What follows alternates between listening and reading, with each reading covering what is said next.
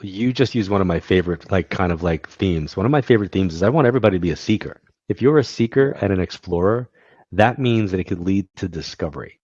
And if you have discovery, that means you could raise your awareness. If your awareness is raised, that means you could put that into action. And that's how we evolve, right? It So is. It if is. anybody's literally, feeling like, if you guys found this and you're listening to this today and you're like, I'm vibing with this, I don't know who the guy is, but like, I'm vibing with what he's saying. It's because you were meant to find this today. You were meant to listen to this. You were meant to hear this conversation. And maybe you're meant to give yourself permission to explore something a little bit different or deeper or further or request further elaboration in your own life, as one of my favorite characters from WandaVision said.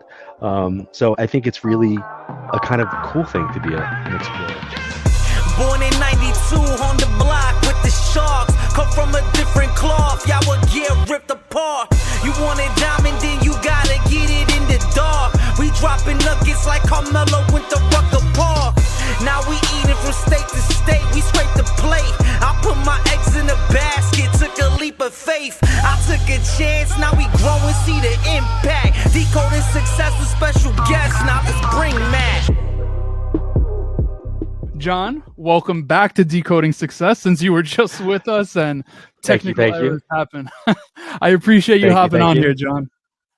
No worries. Thanks for having me.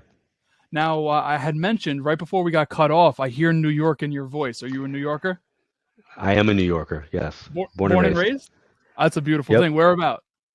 Well, I started off in Glen Cove, a little bit in Queens, then Glen Cove, Long Island, and now Huntington. I love that. I'm born and raised in Queens. New York, what part of Queens? I'm in what's called quote-unquote Middle Village. No one's ever heard of it before. Super small town in Queens. If you're familiar with like Queens Center Mall, we're right around that general area. So gotcha. I gotta ask. I grew up on Union Turnpike and Springfield Boulevard, and that's awesome. I love that. Yeah. Do you ever feel like you've had an advantage as a New Yorker in life due to the fact that, and I again, just for everyone listening to this and watching this, I always make it known that when I ask a question like this, there's gifts no matter where you're from, no matter who you are. Sure. I'm just curious, do you feel like you had some sort of edge per se? I do. I mean, I think New Yorkers, when I say New Yorkers, and again, you'll understand that from where you grew up and live. I mean, in the outer region of Manhattan, not upstate New York, like the city, quote unquote city. I think growing up in an area that's city adjacent, New York gets a bad reputation as far as being like in your face and attitude-y, and it is. And I think that with my work, like what I do and how I do what I do, definitely has an influence from being in this area. Interesting. How does your work and being from New York intertwine then? So there are a lot of people that do this work that come from the New York area. So being that I was born and raised here, it's kind of like a knish. You know what I'm saying? Like, that you can go to a deli and you're gonna be able to get like certain things in certain places. So there's certain things in certain areas. Well, mediums apparently come out of like New York and Long Island. So because I was raised in an area where there was a, maybe proclivity for it, or that language was able to be spoken, when my ability started to be pursued, I had that as kind of like normal. It was normal in my area. I wasn't born in a rural town in some other state where in the Bible Belt, it might have been a very different experience. Absolutely. Now, I'm curious, you referred to yourself as a medium. Is that the societal way to define what you do? Because just from watching your interviews and knowing your work, it almost seems as if what you do is really being in touch with an intuitive sense. Right. So my actual title would be psychic medium. So the differentiation is that a psychic is somebody who has the ability to connect with energy, talk about the client that they're working with, talk about where they're coming from, what's happening now, and a projection towards their future. Whereas a medium has to be psychic first, uses the same capacities and faculties, but they're making a connection with the spirit world, with people who have crossed over. So when people want to come through, they're using the same kind of kitchen to deliver the food in the way that a psychic would. Every medium has to be psychic, but not every psychic is medium. Interesting. Now, I've heard you answer this question before, but to bring everyone up to speed, I'm really curious. How did you know that you had this gift? So I was a smart ass New Yorker growing up, and my mom's side of the family used to have psychics come to the house all the time to do what would be considered a house party. And I wasn't allowed to be around it. My dad was a New York City cop. He was a army guy, not a fan of the subject matter at all. Mm. Um, wouldn't let me be around it. And then as I got older, mom and dad separated. I moved into my grandmother's house. That was what I call the paranormal hub. And I had adopted more of his philosophy that it wasn't real, that my mother and her family were crazy, that like all of the things that people would look at me for, I actually had that opinion. And at the age of 15, I went for a reading to debunk one of the women that came to the house, and her name was Lydia Clark. And that reading just blew the doors off my understanding of what the world was like at the age of 15. And that kind of was my trajectory. So I wanted to learn how she did what she did. How did she know what she knew? I didn't like it. I didn't like the fact that this woman kind of like walked around my mind or my life a little bit and knew stuff that Mm. I did not tell her. Like that was not a comfortable feeling. So my journey wasn't like, oh, this woman told me I had this ability and then I was going to do this. It was more like, how do I like figure out nobody could ever do that again? Interesting. And that was my trajectory. Like knowledge, like anything else, the more you learn about something, the more you understand it. And back in 1985, I would sit on the floor of the public library trying to learn as much as I could about, at that time, the occult section. I was embarrassed to check the books out. I was going to ask you that. I'm curious. Like, you grew up Roman Catholic, a New Yorker. I'm just curious. You have this gift. What was it? Ability. I like to use the word ability. Okay, so let's go with ability. You have this Yeah. ability. I'm curious what it was like to navigate potentially feeling different for that ability, if that is how you felt at all. I don't think the feeling different part happened with the ability. I think I Okay, always felt different. Like when I was a kid, interesting. I always felt like I wasn't connected, even though I came from a very large Italian family on my mom's side. And I felt like I had, a ton of brothers and sisters because cousins are pretty much the same thing on that level. Um, I never, I guess when I like look back on that, and nobody's really asked me this question. So, but when I go back, it's not having the ability that made me feel different. It was feeling different that made me understand my ability better. It's probably the Did first you? time I ever phrased it like that, to be honest. Yeah.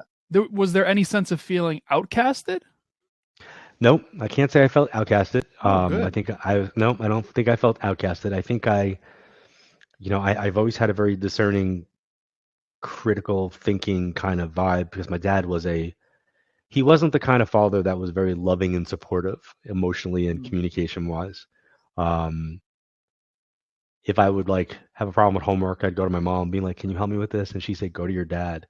I hated that answer because go to my dad never was, "It's B.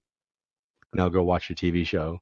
It was, "Well, let's think about this. Let's go deeper."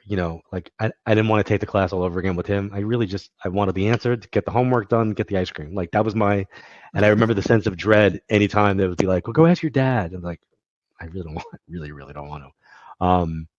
But I feel like because of how he thought, I kind of did think like that. Like I forced Mm. myself to think in that kind of like, have your answers ready because he's gonna like, interrogate you. Like it's gonna be like, well, why is this and how come that?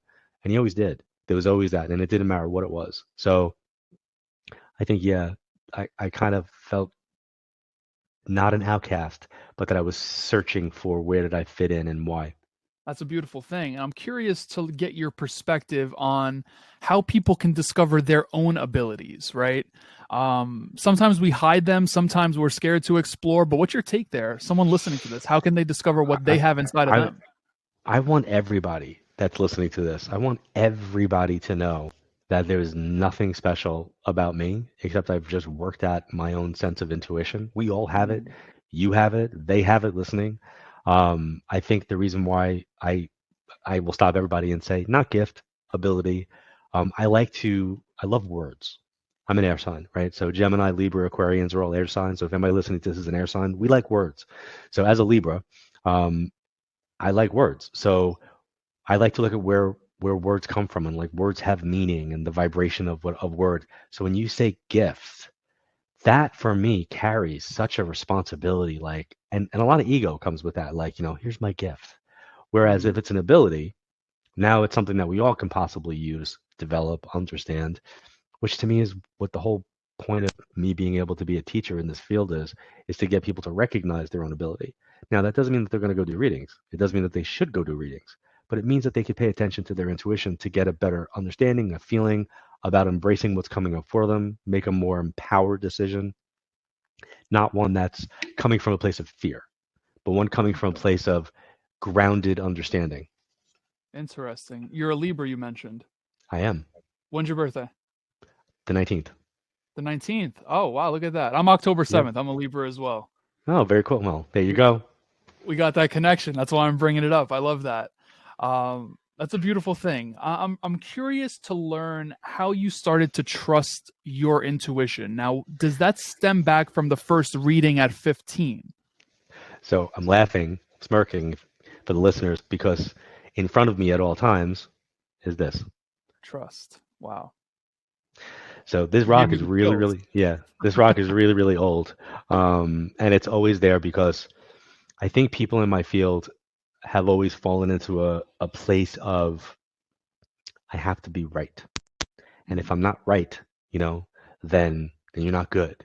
And I think one of the greatest gifts, and I will use the word gift here, that I was given when I first started was from a mentor. Her name is Sandy. And Sandy said to me, just know that you don't always have to be right. Mm, She paused. And I kind of felt like, 16 years old, listening to somebody say you don't have to be right. It's kind of like, well, that's like the doctor not having to be accurate when he's doing surgery. Like, you want your doctor to be accurate. She goes, but you have to strive to be accurate. I was like, whoa, like that was a really deep, like, moment for me. You don't have to be right, but you have to strive to be accurate. And that means that you're not worried about the perspective of how you're looking. You're not looking at the perspective of what somebody's going to say about you. You're going to trust the information and the energy that's coming through. That's pretty much what I do. And I've done it for trust. 37 years now, That's a beautiful which is thing. It really hard. it leads yeah, I mean, it leads me to ask, right? Because you talked about your upbringing, parenting style, and whatnot. A lot of people, and when I say a lot of people, I'm in this boat without a doubt. We're almost taught as children not to trust our intuition when our parents say to us, "Stop crying," Right. or "Man up," or whatever. So, what's your advice for those people? And whether, I mean, they don't need to admit it. I'm admitting it for them. Like, I don't always trust what I feel in my gut. Like, what's your advice for them? I think what's important is to really honor what you're feeling, not Mm, what you're fearing. So if we honor what we okay. FEEL, as opposed to what we FEAR, right? And I'm spelling it out for a reason because I want to make sure that people are really getting this. If we honor what we feel, then we can actually go, well, no, I feel not good about this, as Mm, opposed to the fear of if I don't take this job, then I'm not going to get another one, right? So fear could be a motivator, both positive and negative. But if we honor the feeling that I'm getting, like, this doesn't feel right, then I think that's important. And sometimes when I'm standing in front of an audience of people, I'll get a pull to an area and say, I'm going to be in that section and I'm getting, and then I'll give the information that I'm receiving. And the person or the row or the area that I'm pointing to will have like zero reaction. mm, But there'll be 20 other hands that go up going, oh my God, that's for me. That's for me. And I have to go, no, it's not, because I feel I'm there, as opposed to having to worry about, oh my God, do I look like I can't do this right now? So I mm, think it's important for anybody, whether it be emotionally in your relationships, if it's at your job, if it's, you know, um, feeling a little bit like you're on the outside looking in with societal norms, because norms are changing in a lot of ways. Um, there's a lot of hot topic, buttons that you can trigger people with immediately. So if you're somebody like me, and I'll be forthcoming and say that I am a person who believes in science, I'm a person who looks at data, I'm a person who is a critical thinker, I'm a person who chooses to double mask and wear goggles on planes today, like by today's standards, when most of the people on the airlines are hacking, sneezing, and coughing like nobody's business. But I was also the same person before there was a pandemic who would Lysol down my seat before. So mm, I'm germophobic but more germ aware. And when you fly a lot, you know that you can get sick on a plane. So you do things in a certain way and then you wait for the looks, like, the eye rolls, or like, why is he blah, blah, blah, blah. I don't care. And the reason why I don't care is I trust what I'm feeling, not what I'm fearing. I love that. I have an immense curiosity about your line of work. Like, if you're walking down a street in New York City, are you Mhm. able to just read anyone, or do they need to like give you a sense of like letting them in or letting So you in per se? technically, I can do that. Like, I like, you and I could walk down the streets of Manhattan, and you could be like, tell me about them. And I Really? could. And I absolutely could. But you and I could also follow that person home to where they live, wait till they go inside, and then like go into their backyard and stare at them through their house and do the same thing. Mm, So it has the same connotation for me. If somebody hasn't given you permission to enter their vibration, it's really not appropriate for you to do that. Now, sure. I know this because I've been doing this for 4 decades. But by today's standards, when you have reality shows and you've got podcasts and YouTube and social media, people do these like ambush reading things where, it seems authentic and organic on TikTok when the lady runs up to the person in the, in the mall, in the shopping center, and they start attack reading or giving a message or recounting or canting whatever happened. But the reality is, it's not okay. It's just not okay. It's like not okay to enter someone's vibration without their consent. Absolutely. Now, what do you feel like through all of your years of experience is the number one reason, or if you can't give me one, top Sure. three reasons people come to you in the first place? Like, what are people seeking? It's never changed. Number one, they want to know that they're okay. Anybody that's coming to me for mediumship and wants to connect with their loved ones, they want to know, one, are they okay? Two, are they still around and see what's happening in my life since they've crossed over?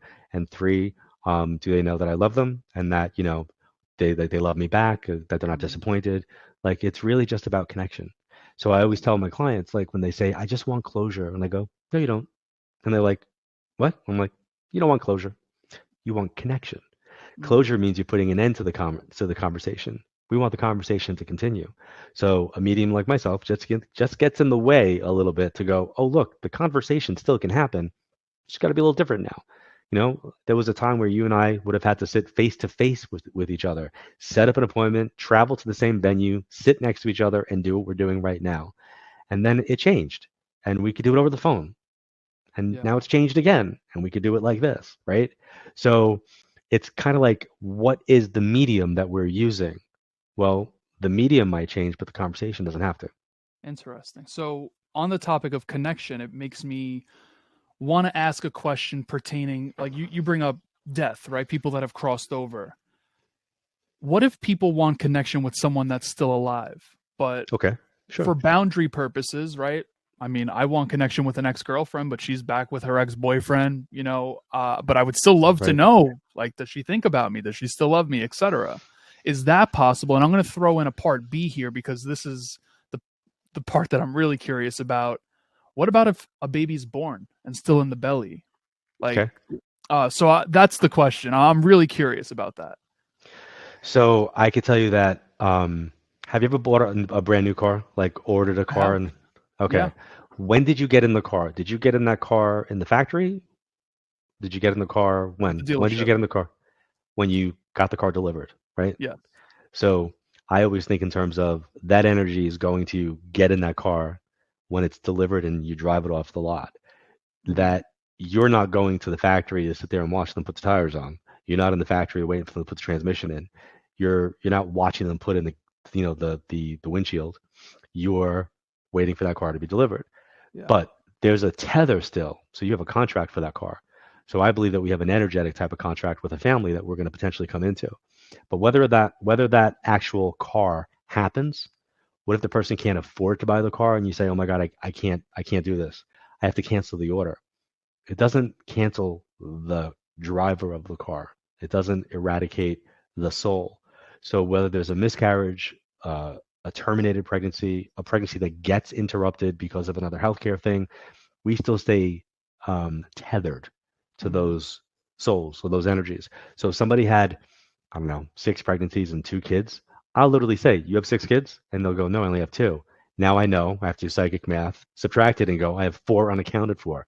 And that, depending upon the age of the person, will tell me they're either miscarriages, terminated. Sometimes, if I get a lot of them, I know that they were fertility type of experiences where some of them are not viable, but the energies are tethered to us. Mm. So Yeah, that's powerful. I'm curious, what's a question you wish more people would ask you? a question that I wish more people would ask me is, should they seek out grief counseling? Should they seek out grief counseling? All right, so let's dive into this. What does grief mean to you? So grief is um, the loss of connection with an individual, and that can happen through a breakup, a divorce, Yeah. Alzheimer's, death.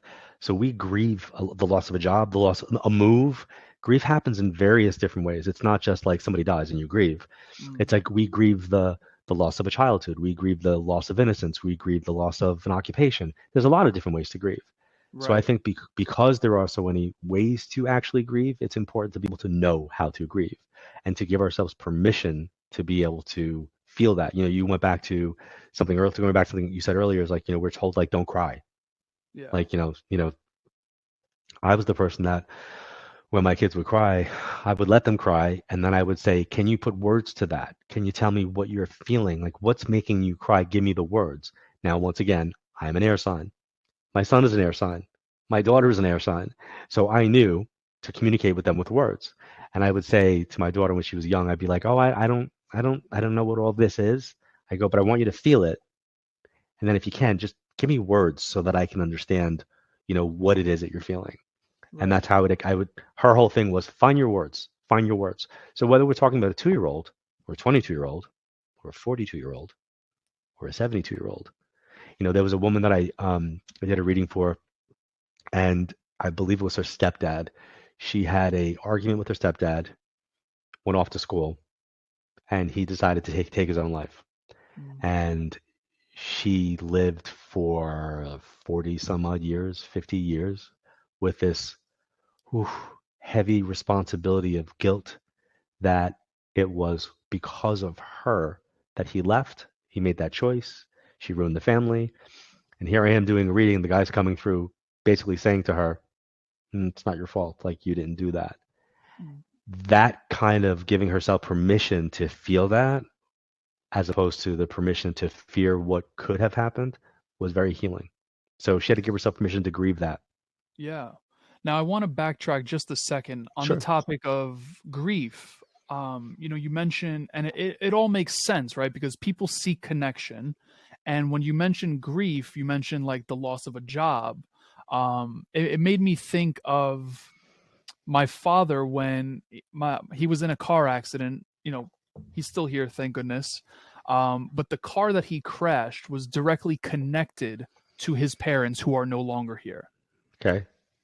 And that's the first thing that came to mind. So just for clarity purposes, grief could mean material, could mean experiences, etc. Correct? So, yes, but think about it this way. Everything carries vibration, right? So that vibration of that car has a sentimental value. The car might be worth $1, but to your dad, the car's $1 million because Yeah. it's $1 million of mom and dad's connection. It's something that he could see as a placeholder for mom and dad. Mm. And now that is no longer here. And now he feels untethered to his mom and dad because that was his touchstone. So if I was talking to your dad, and hopefully he'll hear this, I would say that was just the symbol. That was the representation, right? The reality is they don't care. And I know this factually. They don't care about cars and money and houses and jewelry. The most important commodity is love and connection, communication. And that's what they care about. So as long as your dad is okay, healthy, and communicating and being vibrant and dealing with his emotions regarding his loss and grief, again, why I want people to seek out counseling, because it plugs them in to the source of what they're missing, right? So I Absolutely. use an analogy of a life, like when you see somebody on a boat and they get the life raft, that circle raft. Yeah. I see one side of the circle as being grief, and the other side of the circle is being love, right? So here you have this like ring-like cushion, right? One side says grief, one side says love. And when we're tossed into the ocean of loss, and we just, we don't know what side's up, so we grab onto it. We grab onto the grief side, and we hold the grief really, really, really tight. Part of what I want people to do is to recognize that if they flip that around, the other side of that, And definitely there's a pun there. The other side of that is love. So I want you to bring the love side closer, not the grief side. But you have to do the process of flipping the grief over to get to the love. And I think people can't always do it on their own. And then Yeah. sometimes they make decisions, Matt, where they go, down a dark road. They make choices, they sabotage relationships, they react instead of communicate, and then some people might try to self-heal with alcohol or drugs. They do whatever it is that they feel like they need to. There's an escapism that sometimes comes in with grief. And I'll say this, that for anybody that's in the first year of loss, if you guys are listening to this, I always like to make sure I get this across. Um, I feel like it's like become like a cornerstone of my work. The first year of loss is what I refer to as the coasting year. It's how we go from event to event, month to month, birthday to birthday, holiday to holiday. And we get help. People are kind of there for you. But then the second year rolls around and life goes back. People go back to doing what they're doing because they got you through the first year, all the firsts. And usually that second year of loss will rock an individual to their core. And they will be quiet about it because they feel like they don't have the right to say, I'm not okay, because they got all this help, or whatever the perceived help is. So that first year of loss is kind of like the coasting year. And the second year of loss is the brutal, raw, real, to me, first moment where the person is now navigating it. So if anybody is listening to this and you guys are like gone through that second year, you're in that second year, or more importantly, somebody who's going to that second year, just be really, really, really aware of that. Communicate with them. Don't leave them to their own devices. Make sure that they know that they want to still talk about that person that they can, because people don't feel like it's okay. Like some people will say like the most ridiculous things to people. They'll be like, oh my God, it's been 18 months already. You gotta move on. Yeah, Like, it's crazy when really? people say stuff. Yeah, I agree. I have a million and one questions. So many. Firstly, being, and I just want to put this out there. I don't mean to be insensitive by asking this. I'm not Sure. trying to offend. I just don't know how else to ask this because I'm a student Ask here away. right now.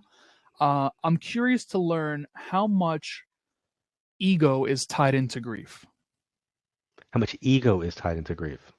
The reason I'm asking that is because, fuck, this is crazy to say. We don't, probably better than anyone, I don't know what death is. I'm still here. Right. Have I lost people in my life? Yes, I have. Have I cried at that? Absolutely, 100%.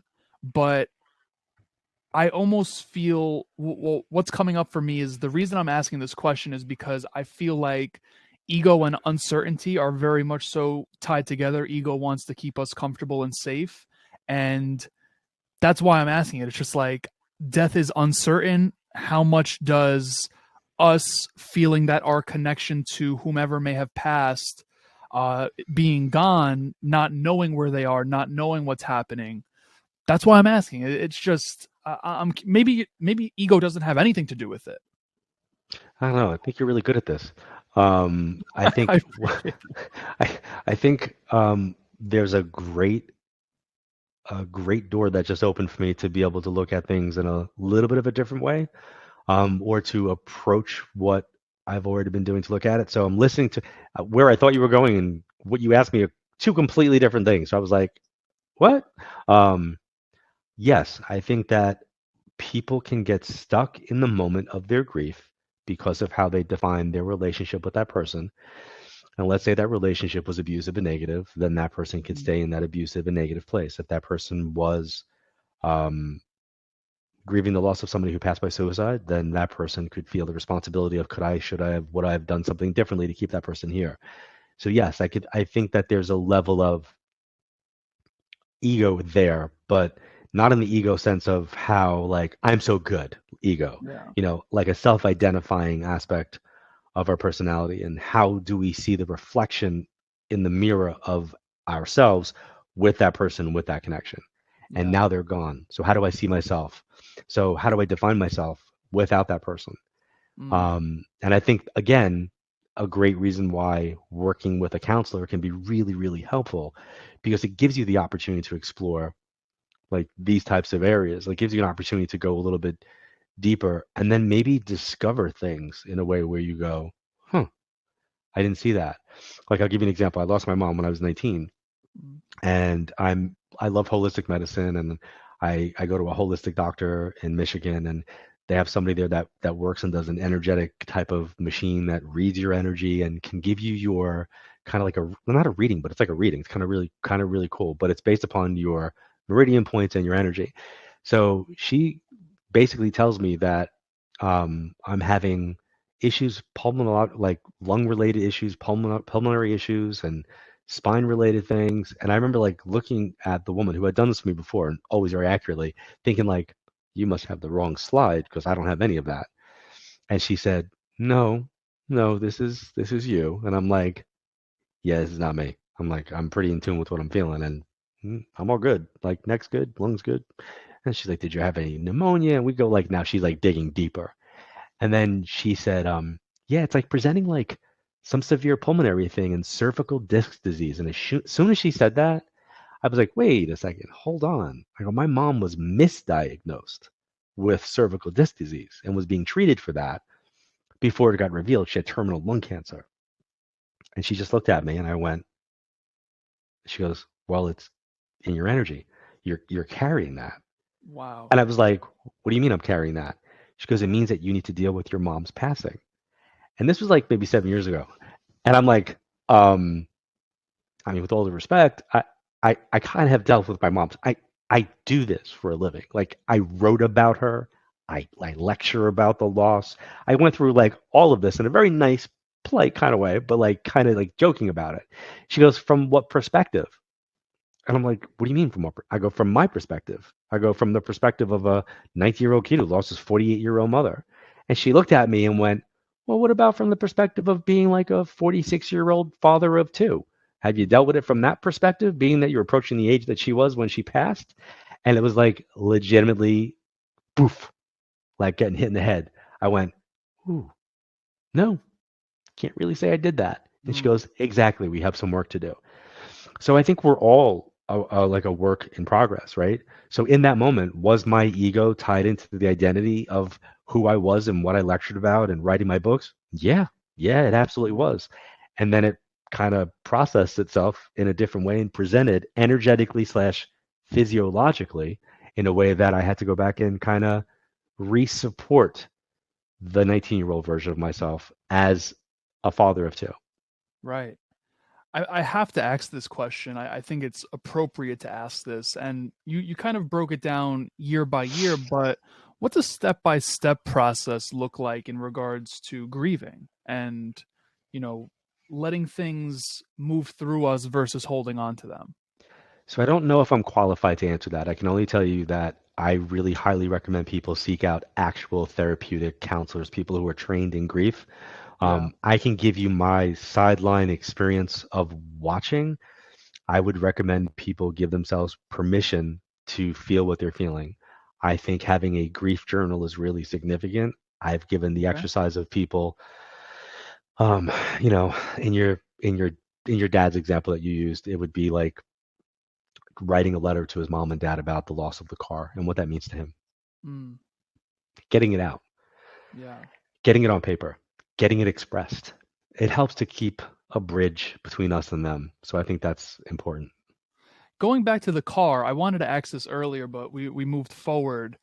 Are Now that the car is gone, for instance, right? And I'm using my dad as an example. I hope he doesn't Sure. mind. Can we shift the meaning of something, right? So, for instance, the car is no longer here. That had some sort of symbolism, right? Because Hmm. he went with his parents to get that car, et cetera, et cetera. Can we then take the meaning of that car and then shift it somewhere else? Is that a Sure. possibility for us? We, Yeah. we put that energy where it's supposed to go, to the true core energy of the person.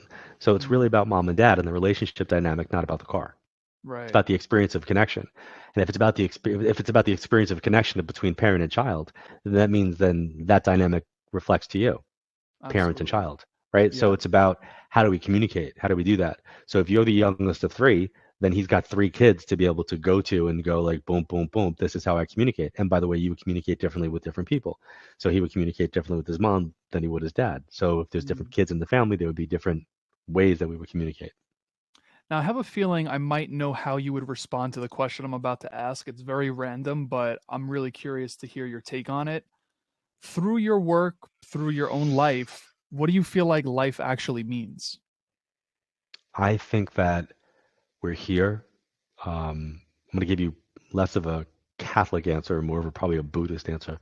I think that we choose to come into this world to learn lessons Mm, and to have this experience of life. I think if you were to look at your blueprint of your life, which is your natal chart, and any astrologer would be able to do your natal chart, which is the blueprint of like who you are, where, and like that has to do with like where you're born, the time, the date, where the planets are. So even though you're a Libra sun sign, your rising sign would be different, your moon might be different, and then all your planets are going to be different. So you can have like 10 Libras in the room, and you can have 10 very different types of Libras, not just on their difference of their dates.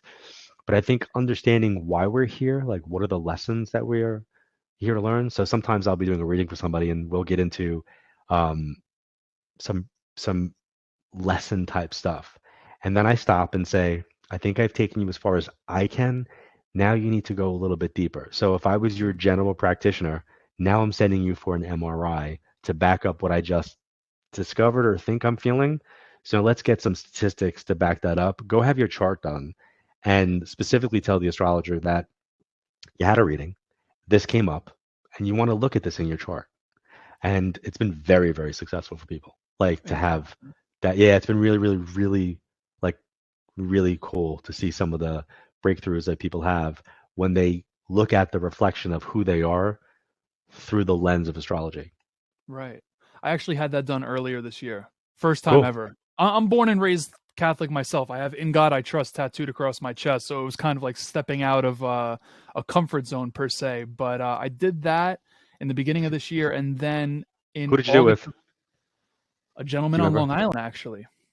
Okay. It's Uh, probably Robert Cook, right? yes, Bob Yeah. Cook. Yeah, it was with Bob Cook. And then in 20, that's so crazy that you knew that. And Well, then in he's got a very positive reputation astrologically. yeah, it was with Bob I've never Cook, and met then him. I've never met him, but I've always heard really good things. yeah, he was great. He was very fun to work with. And then I did something with Sonia Choquette in August of 2020, which was interesting as well. Is she an Both astrologer? she's not. I don't. Okay. I don't know what she is, to be honest. That sounds pretty shitty to say because she's coming on the show in a little bit. I'm gonna have to tell you because I'm gonna feel really guilty if I don't say anything. Well, um, let's look at what you did with the astrology and what I laughed yeah, about when you said, you're Catholic and in God we trust and the whole. I have a really good friend who's a Catholic priest, and like he and I are like best friends, and we were having a conversation one day, and he's very open to the subject matter. He said, the Bible is a very psychic book, and I laughed, and he said something about, he goes, what were the three guys that helped, Mary and Joseph and, with the North Star? And I was like, the three kings? And he goes, and I went, wise men?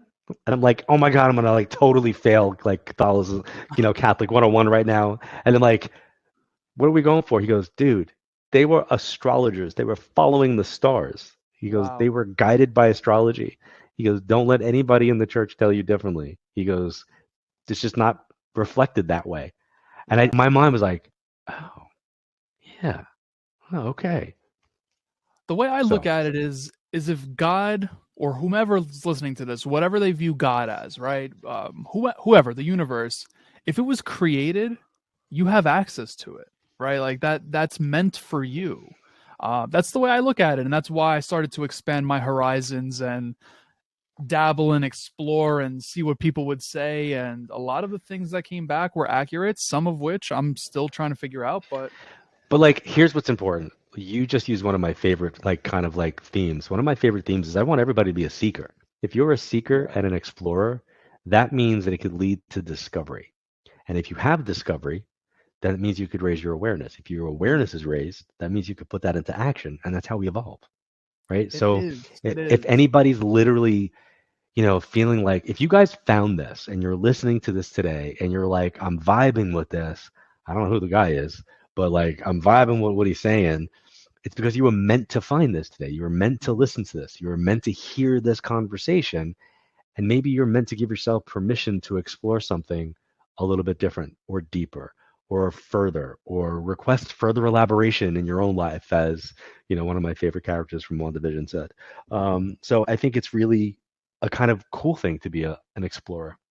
It is, and I'm going to play devil's advocate to an extent. When you explore, as you mentioned, you expand your horizons. You have a broader awareness. You become more conscious to more things. But when you're conscious to more things that you don't want to be conscious to, you can't turn that off after you're conscious to them. No, you can't. No, you really can't. I literally just had this conversation like 2 days ago, where I just was like, "Oh my God, there's so much stuff I wish I didn't know." Exactly. But at the end of the day, it's great. But there were moments that I had this conversation a few weeks back with a buddy of mine, and he was like, "Dude, it's because you're conscious of it. You can't turn that off." Yeah. I forgot what we were even discussing, but that's the only thing. But I think it could be applied to anything. You can apply that to history. You can apply that to religion. I mean, when I took when I went to university, my degree's in healthcare and public administration, and I was in an accelerated like master's class and program. Almost made it to the end, but my mom died. But one of the classes that I wanted to take, but was only offered to upperclassmen, was witchcraft on a university level. So I went to the guidance counselor. I was like, I want to take this class. And she goes, you can't. She's like, you can't take the class. She goes, you have to be like an upperclassman to be able to do it. Right. So I read her on the spot. Like I literally broke my own rules and I read her. And she got me in the class. So now I'm like, this is going to be like really cool. So the class was packed, clearly. And teacher walks in and he just like goes, ladies and gentlemen, what a robust class I have to teach this semester. Welcome to Theology 101. And everybody in the room all did the same thing. We were like, are we in the right room? And then he paused and he goes, oh, the witchcraft part. He goes, yeah, we'll get to that. He goes, but reading really is fundamental, and it's really important that you guys read everything, because the description of the class was witchcraft and other theological pursuits. Right. And we had to literally go do the history of freaking religions for the entire semester. I would have never, ever signed up for that class. But boy, oh boy, did it open my mind. Like, boy, oh boy, did I have a non-Catholic, open-minded, wow, let's look at what's been done in the name of religion over the centuries kind of perspective. Where it used to be like, okay, on Sundays I would do this, and okay, if I don't go to mass, then I have to go to confession. Like, okay, and then no act of contrition on the side. Like, but now I'm like looking at all the other type of, theologies and beliefs and how things were intertwined or disconnected, and there's a part of me, honestly, that was like, wow, I kind of wish I didn't take this class. So there is a little bit of ignorance is bliss, and when you know, you know. Yeah. So I agree. Absolutely. Yeah. As we were having that conversation, I wrote something down, and I'm really curious to get your take on it. I looked at the upper right-hand portion of my laptop where the time is, and it said 444. Now I'm seeing numbers in synchronicity constantly, almost to the point it's a little scary. I'm curious to learn what you think those things mean.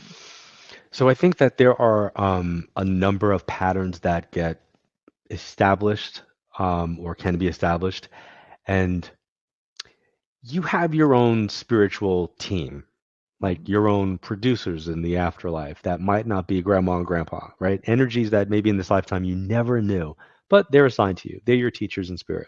So let's just say that you have a spirit team. Everybody listening to this has their own team. I always want people to kind of connect with their team. Well, sometimes the team gets a little bit louder when folks aren't paying attention, and they establish a real world kind of like pull. So earlier you heard me say if I'm going to an area, I get a pull and I'm in that section. Yep. Just like that. So you might be pulled to a license plate, 444. You might be driving behind a bus, 444. You might establish a pattern of recognizing something.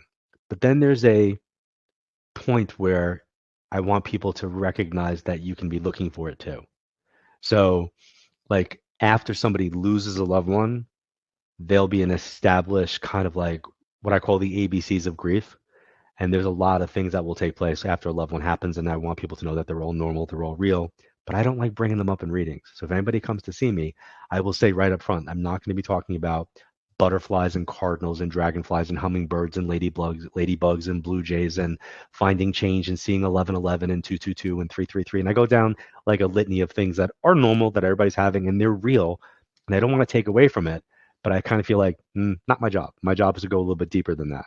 But I like to validate for people if you're having those experiences, yes, but you want to take it beyond that. So in the moment, you're asking me that question, I would say then you need to say, what does that mean to me? Like, what does it mean to you when you're seeing it? Is it happening specifically with another event or occurrence? Is there a pattern that's developing? Because that's how symbolism is created, right? There's a continuity of what takes place. And you go, oh, every time I see that, it means this. That's what you have to figure out. And it'll be different for everybody. You know, one person's cardinal is a positive thing. Another person's cardinal is a negative thing. Yeah. How much of that is our reticular activating system? What does that mean? The part of the brain that continuously, so for instance, if you and I start talking about a Tesla Model X, and then you're on the LIE later, and then you just continue to see the Tesla Model X, that's the part of the brain that just keeps recognizing that. Do you feel like that ties into this at all, or do you just think... Well, I think that's the name for what that second part of it is. I think that first part is an established, well, that's weird. Why do I keep seeing that? Yeah. And that at a certain point, it becomes what you're looking for. Yeah. Like I used to tease my mom. My mom's birthday was July 21st, and when they lived in Brooklyn, they lived at 927 as their address. So she used to see 721 and 927 and be like, oh, that's my number. Oh, there's my number. And I laughed one day and said, oh my God, you're clearly looking for it. I go, and that's why you're able to find it. So you're seeking out that on some unconscious level. And she goes, why do you have to be like that? And I'm like, be like what? She's like, why can't you just like let it be that that's my number? But in my brain, it was like not logical. My brain was like, no, she's looking for it. And therefore she's like finding it. No different than you'd be like driving on the highway going punch buggy blue. You know, it's like, there's one, there's the one, there's one. I equated it in the same way. And then she passed. And I remember being on Willis Avenue, getting ready to go under the underpass, where the old Loco building was, and there was a Howard Johnson's on the left. And I was at that light, and I was literally just lost in my thoughts. I was thinking about nothing, just in I was in grief. I was in a dark place, and I was not paying attention. And I remember literally feeling like somebody took my chin and turned. And as I felt that, I heard, that's my number. And when I looked over, the gas station, the prices of the gas were the same numbers of her birth date and the whatever. And I just remember thinking like, wow, okay, so I clearly was not looking for that. I wasn't even thinking about that. Okay, point made. And then I went like this, we're not going to do that. Like, I'm not looking for numbers everywhere. Like, I can't, because to me, numbers are numerological. So like when I hear numbers, I don't look for the patterns. I immediately go to numerology. So you tell me that your birthday is October 7th. I immediately go, oh, he's in a 5-year this year. Like that's where my brain goes. So I immediately go like, okay, so now I know that you're dealing with from October of this year to October of last year, you're going to be going through complete and utter transformation and change because that's what 5 means. So that's how my brain works. That's so powerful. I don't even want to let you go. I know I have to. So with that being said, I just want to let everyone know that links to websites, socials, books, all of that good stuff will be in the show notes. But I have 2 questions for you. The first one being, what should we make people aware of? What do you have going on in the life of John? New books, projects, anything like that we should make people aware of?